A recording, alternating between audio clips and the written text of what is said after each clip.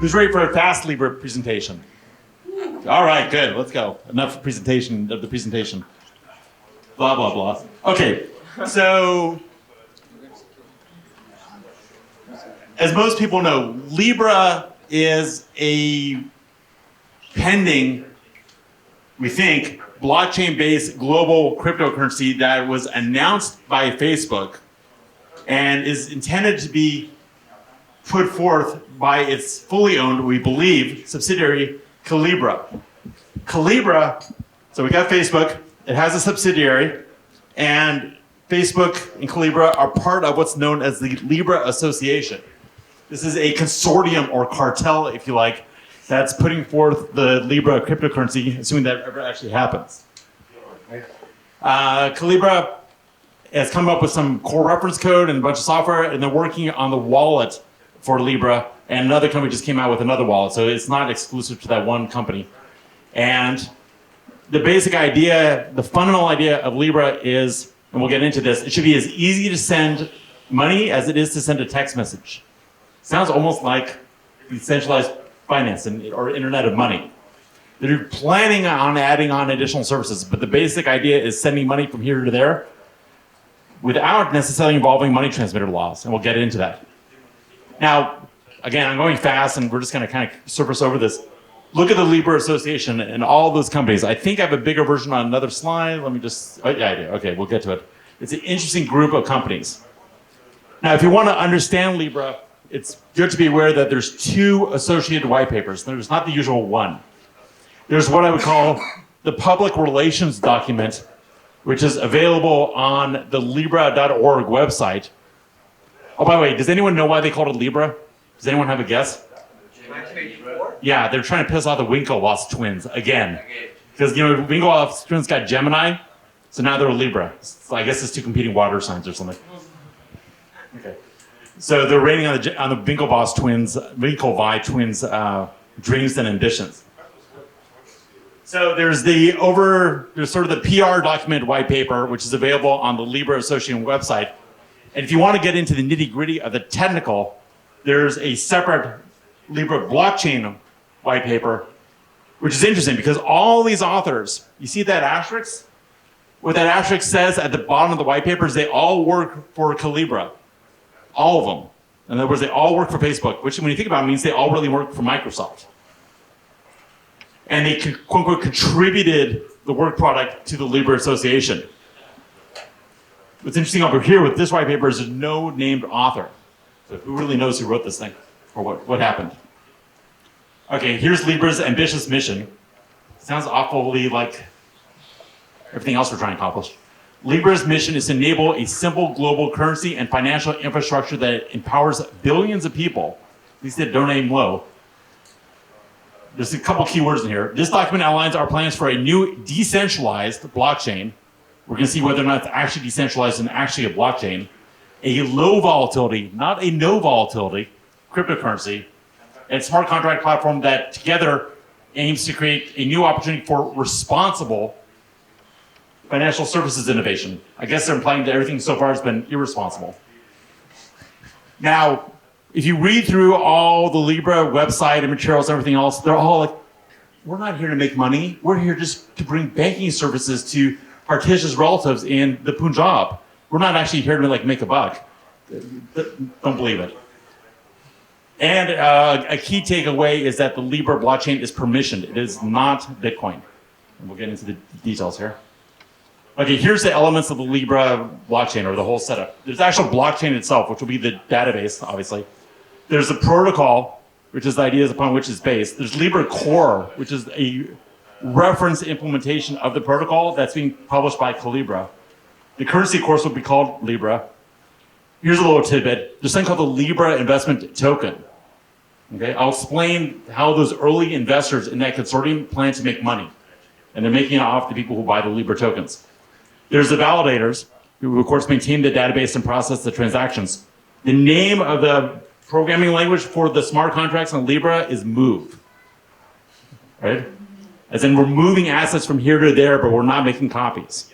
That's the idea. And we'll get into it, but the Libra Reserve is what handles the monetary policy for Libra. It's a pool of quote-unquote stable financial assets which back up Libra's value, but are not necessarily exchangeable. Okay, here's the Libra Association. You got investments, you got blockchain, you got all these other companies, you got MasterCard, you got Visa. Look who's not here.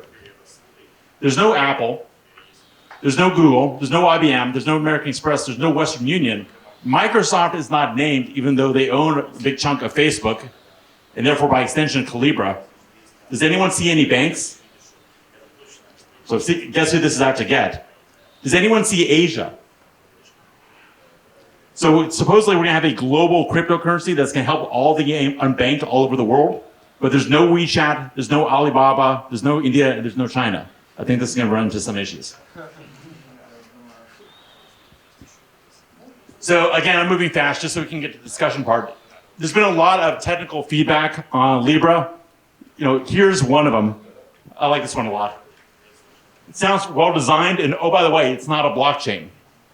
Okay, so if you look at all the documentation for Libra, it's Libra blockchain, capital L, capital B. They do not use lowercase blockchain. In other words, they're using a special Microsoft Facebook version of blockchain. Another comment was it has all the disasters of Ethereum and none of the benefits of Bitcoin. So that sounds great. All right, so some things to think about when you look at Libra is it really a blockchain? Is it really decentralized? Another question, and we'll get into this, is it anything different from PayPal or Venmo? Maybe not, and we'll get into this. Okay. Notice the low volatility language. Is Libra stablecoin? No, it's not. Okay. That's why the US government's so scared of it, and others too. It will be a smart contract platform. In other words, it may be an Ethereum replacement. And they're also, when they put in the responsible, they're probably taking on the banks. Okay, we'll get it here. Now, I did some digging, and this is David Marcus. He's the leader of Calibra. It's interesting to look at his history. The Libra Association is based in Geneva. Well, David got his degree in economics from the University of Geneva. When he first started in IT, he started a company called Zong, which did online gaming. While there, he developed a patent. The patent is for payment transactions on mobile device using a mobile carrier. One can make the argument that the entire basis of Libra is this guy's patent. Right? And this is available on Google Patents. So you can just pull up the number right there. Zong, the company he started, got acquired by PayPal. PayPal got acquired by eBay. And then he flipped over to Facebook. But also, he was on the board of directors of Coinbase for all those years. Let's go look at the association members. Coinbase, eBay, PayPal. In other words, I think he took all his buddies and associated them with Libra. See here. So we hunted down the Libra Association, Libra Networks in Geneva, pulled them up on the corporate registrar. When we were in Geneva, we went to the office. There's no Libra there.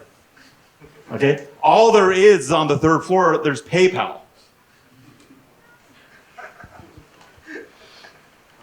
Okay, this is what you call some street level intel. There's not a busy room with all these Swiss dwarves working on the blockchain. Okay? There's just a door that says PayPal. Maybe it's on the 7th floor, near to the moon. Say again? 7th floor, near to the moon. The 7th floor, you go in there, you transport over to Ethereum. Yeah, it's a cross-chain elevator. Okay, let's talk about the Libra Reserve. Here's the basic idea, and someone else mentioned special drawing rights. The idea behind Libra is that you are going to work through a certified reseller. You're going to buy Libra using fiat. They're going to do KYC AML on your way in as you buy it. But then as you engage in transactions with other people using Libra, the assumption is that those people have gone through AML KYC, and you don't need to be checking each step of the way. And given Facebook's and all these other companies' massive size, I mean, these are huge. There's a decent chance that once you go into Libra, you're going to be doing business with other Libra dealing people, and you may not actually be dealing in local fiat at all if they successfully pull off their plans. When you buy Libra using your fiat, They're going to take the funds that you use to buy them, and they're not hoarding them in deposit like a bank. They're not yours. They're taking those funds and they're investing them. They're buying a basket of currencies, but not just one currency. It's not Tether. They're buying a basket of currencies and they're investing them in interest-bearing deposits and government bonds. Okay? That's why it's low volatility and not no volatility. It's not Tether, where if you buy a Tether, you get basically the equivalent of $1. Okay? The value of the Libra is going to fluctuate with the value of that basket. Now, think what's going to happen if you're working in Libra for most of your transactions. If you're paying people in Libra, and that's your standard measure of value, it's not going to be Libra that's fluctuating against the dollar. It's going to be the dollar that's fluctuating against Libra. It's going to be annoying to get out of Libra and go back into fiat currency. And also, there's no time. Libra's under no obligation to adjust the market. What's really happening with this reserve is it's forming a floor of the value, but it may go up in value relative to that. Now, the money that these deposits earn don't go to the holders of Libra. They're going to go to these consortium members.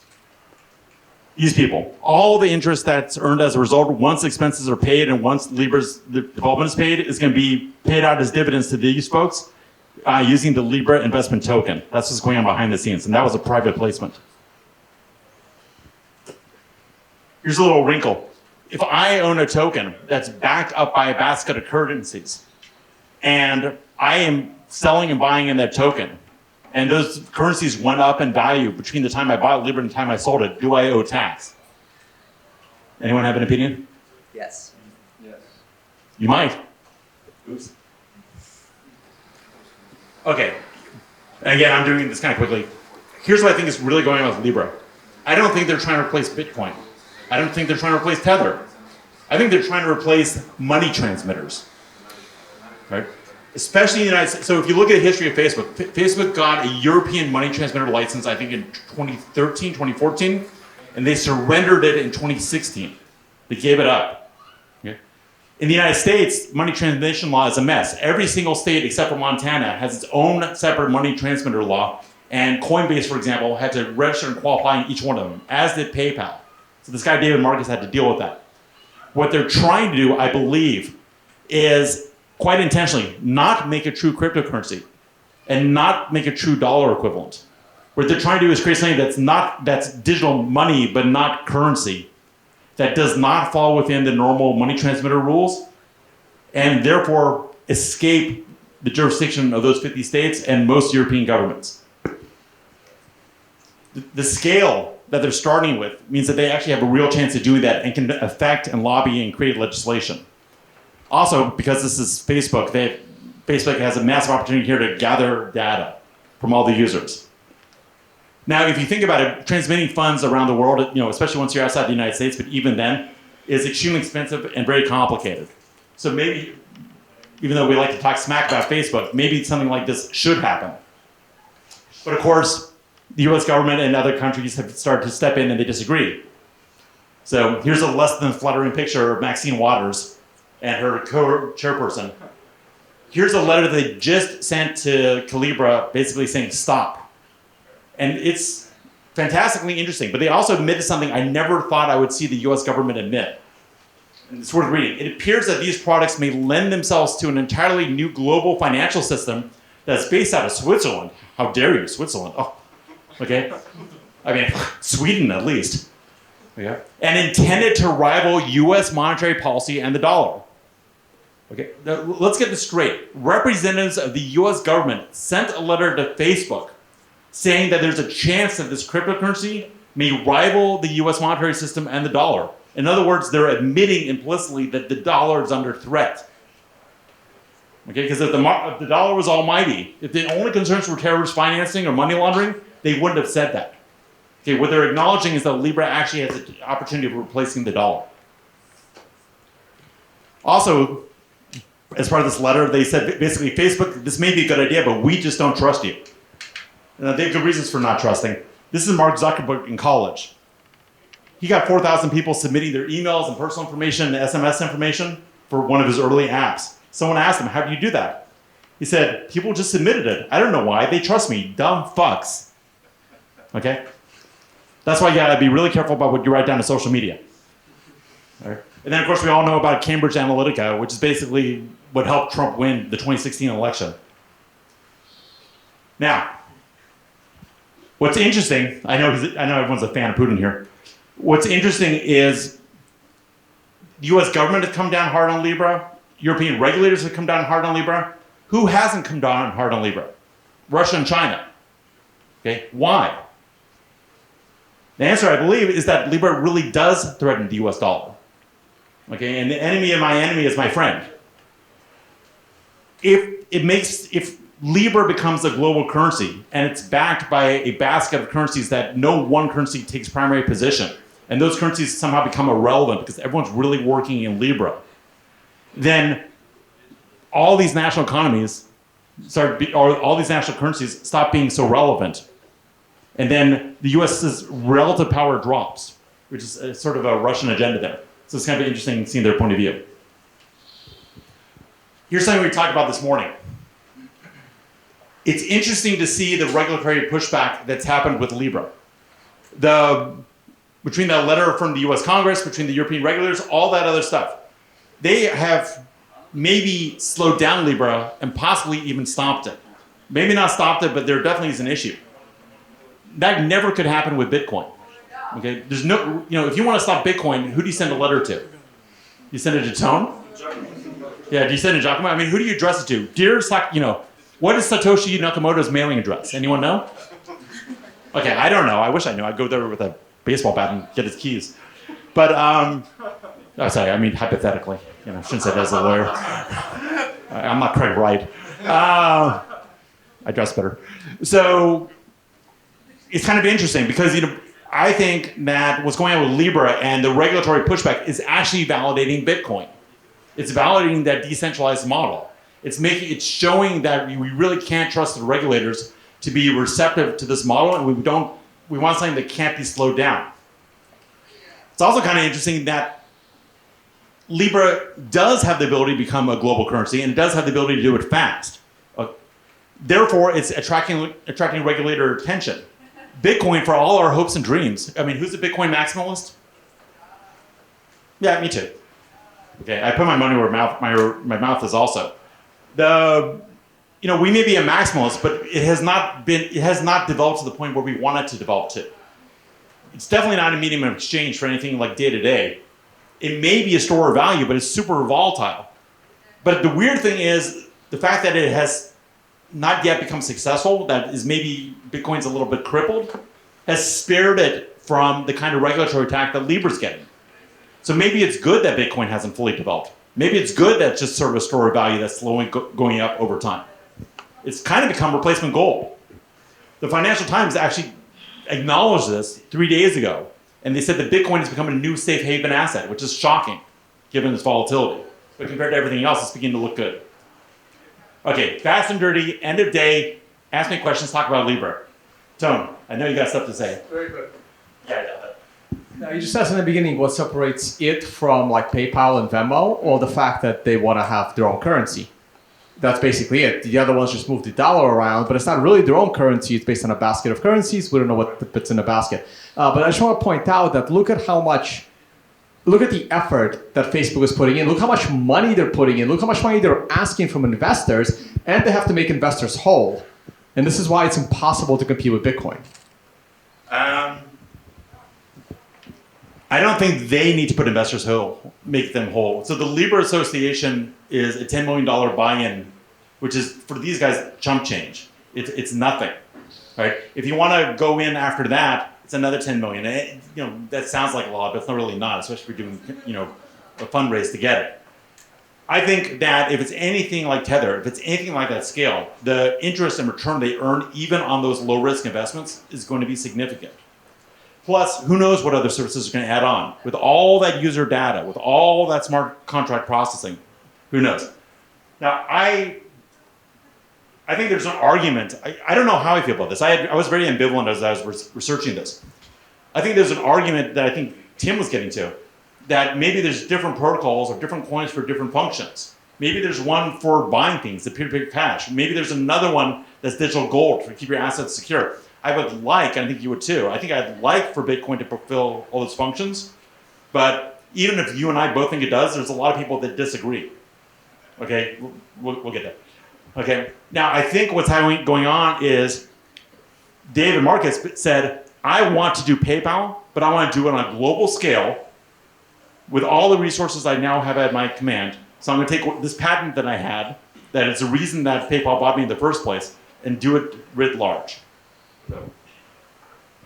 Just one more quick comment. Like, I wouldn't take the words of Maxine Waters as the U.S. government is scared that, like, you know, the U.S. dollar is under attack. Like, unless I hear it from the Fed or the Treasury Secretary or the head of the Federal Reserve or any of the 12 Fed governors, like some House of Representative or some senator that probably knows nothing about this technology really matters about what she thinks about if it's a threat to the dollar or not. All right, so let me be clear. She is the chairman. Oops, did I pass that? For the Financial Services Committee? Yeah. Yeah, that's unfortunate. Yeah, it's unfortunate. It's true. Okay. I mean, she looks real happy. Okay, she's the chairwoman. She has power. Okay, there's also the Senate that's holding hearings on the 16th and 17th of this month.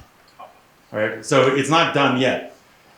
They sent a separate letter about 2 weeks ago that was more along the lines of, hey, Facebook, we're concerned, please answer these questions. Facebook didn't answer those questions, and now we have this. She is not crypto-friendly, okay, and she has impact. I mean, does she look crypto-friendly?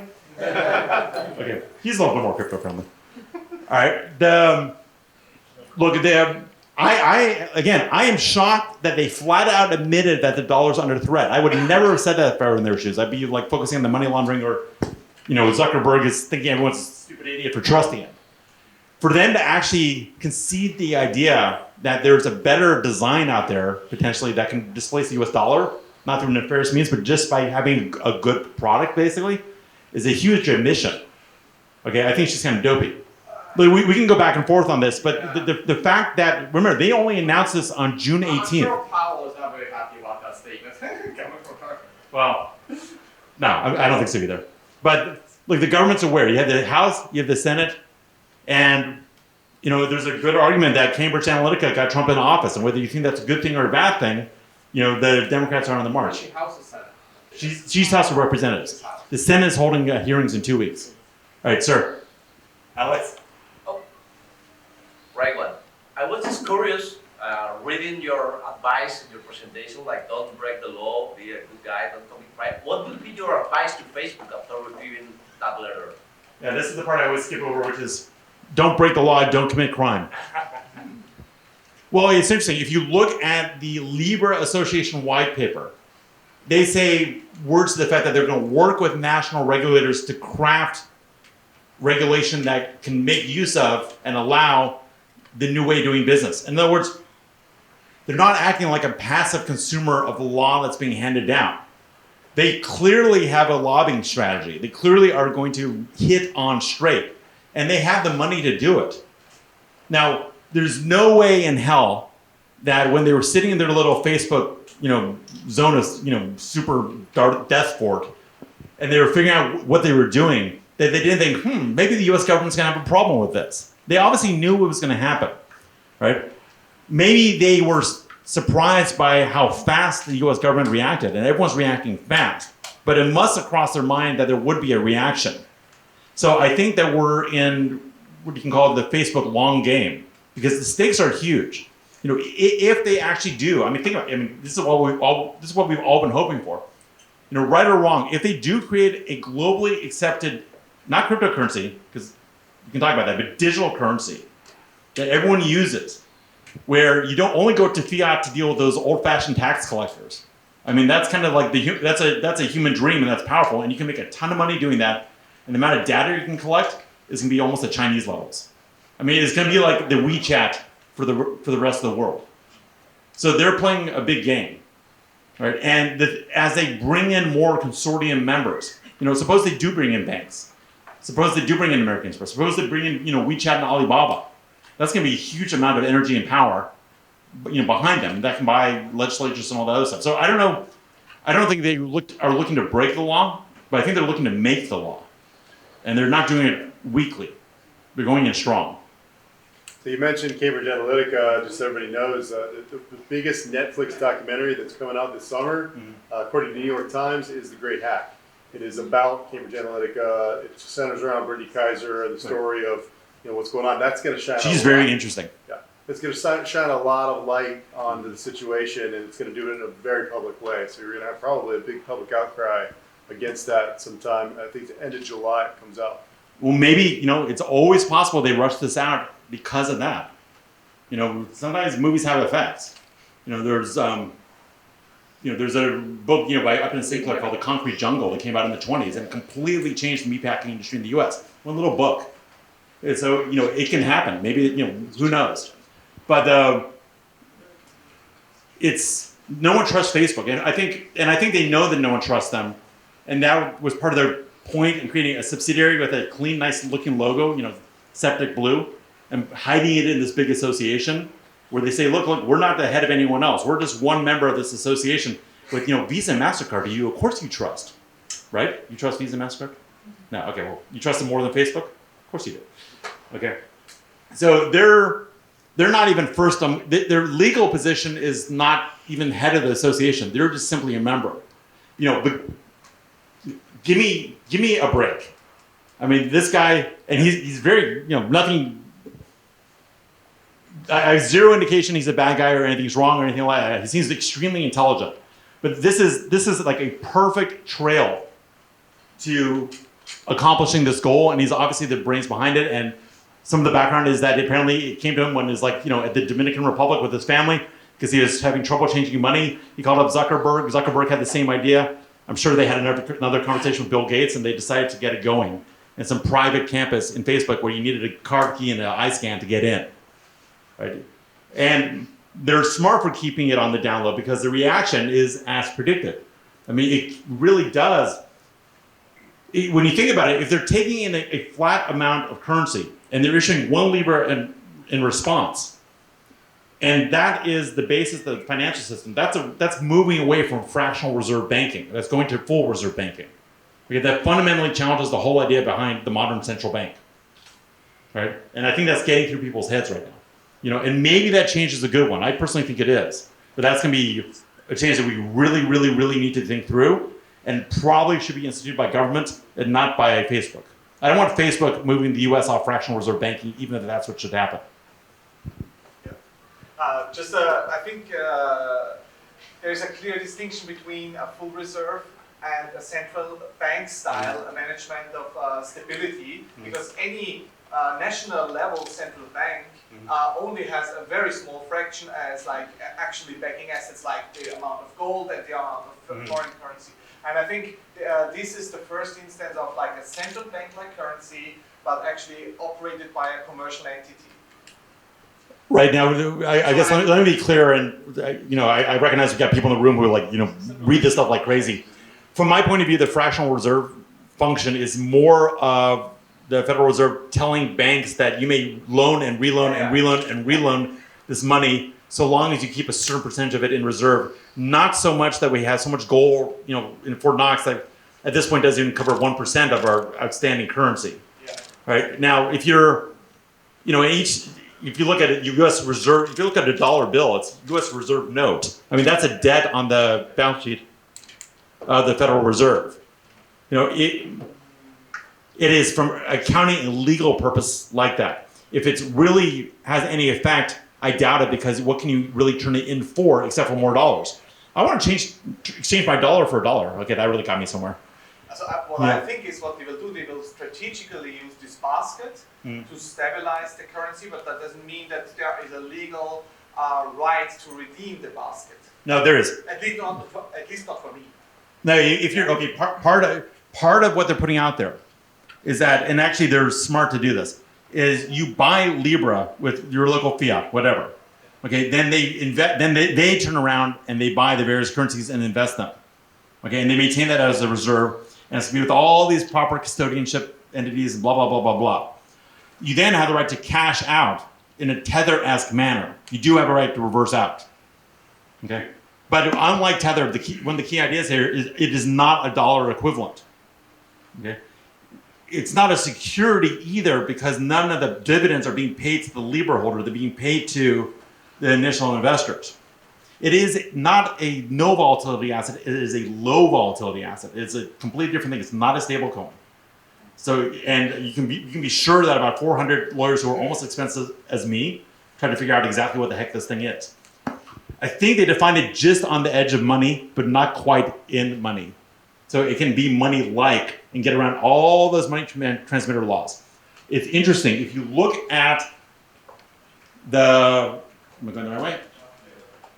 If you look at the letter from the finance committee, we write to request.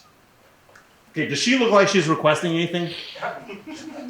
Okay, now, because I think it is unclear, and here's where life gets really interesting. I think it is unclear under current law whether or not the US federal government can actually stop Facebook from doing what it's doing. Okay, what law are they breaking specifically? Antitrust? Maybe. Now it's interesting. If you look at the Libra Association, that's a really good point. If you look at that, okay, that's a consortium or that's a cartel.